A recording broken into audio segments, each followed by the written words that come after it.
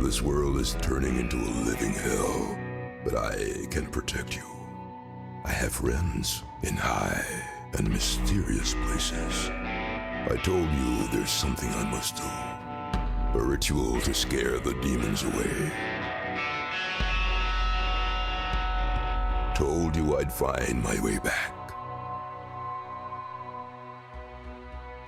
And somehow, I have. 6 feet under!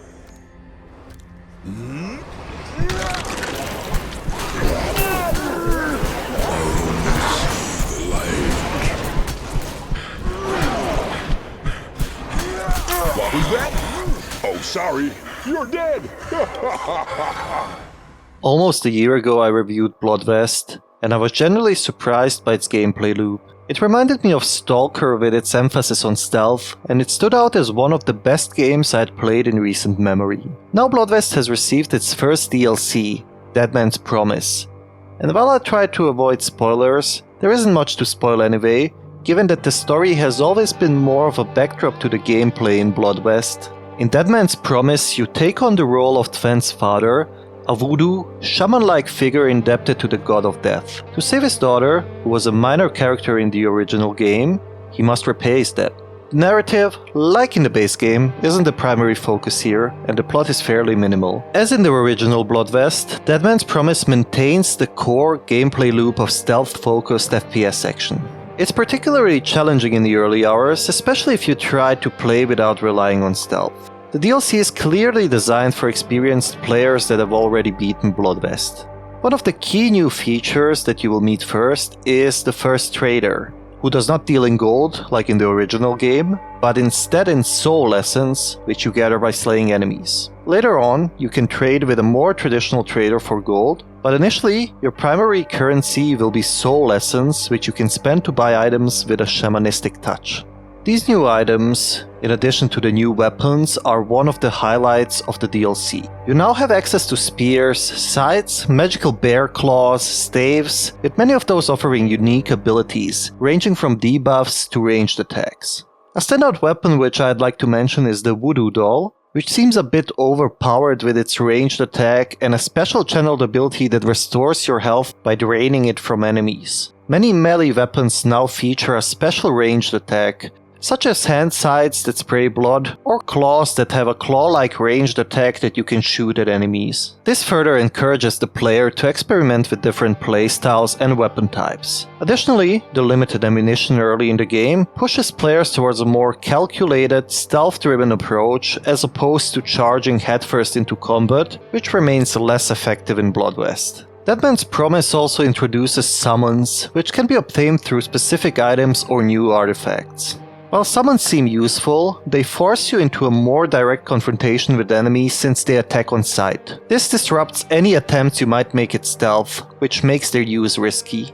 Generally, this DLC feels like a condensed version of the original Bloodwest, with a bit of a greater emphasis on stealth. The map here seems, or at least feels, smaller than the areas in the base game. Possibly it's similar in size to one of the original game's chapters. But since Dead Man's Promise is a single chapter with a unique story, there's less exploration than in the full game.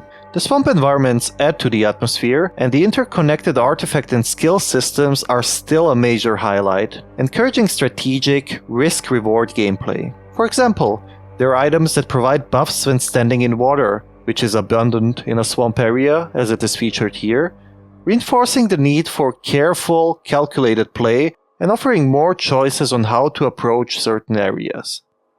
The new enemies are creatively designed and each one has unique quirks, strengths and weaknesses. They are created in classic Bloodwest fashion, and the enemies were one of the strengths of the base game as well.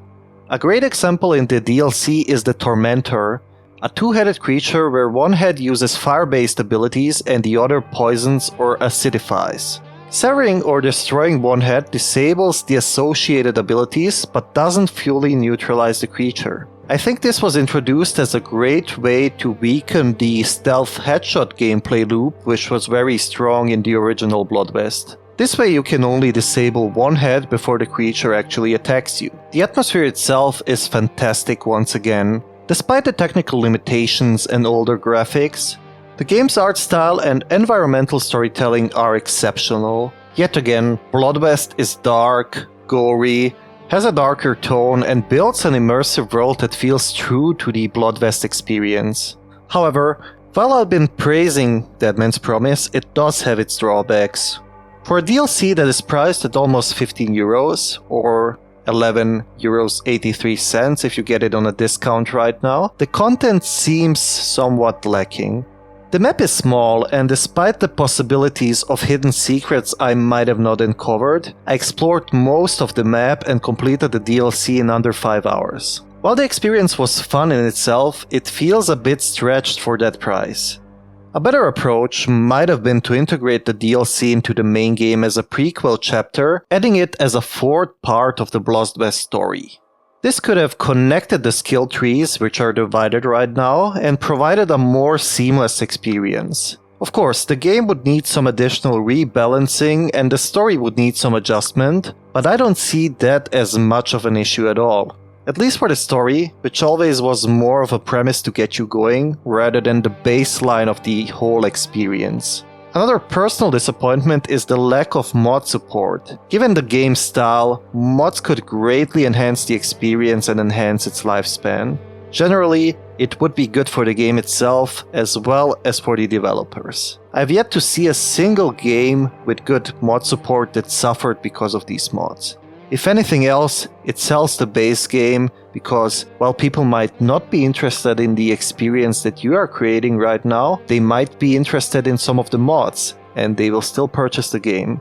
There are many examples of this, like for example how many people do actually play vanilla Skyrim and how many people use it as a baseline for mods. With Bloodwest, I don't think that would be an issue at all because the core gameplay and vanilla game is engaging as well. Overall, Deadman's Promise is more of the same, with a strong thematic focus on shamanism, voodoo, and a touch of Weird West here and there. The gameplay is still rewarding, and the DLC is very enjoyable, but I feel that the developers missed an opportunity to integrate it more organically into the base game. There are many examples on how this could have been done. If you take Gothic 2 for example, and the Night of the Raven expansion, you could see a good example of how to actually integrate an expansion into an existing game. If you want a newer example, you could take Underrail and the Expeditions DLC, which was also integrated into the base game.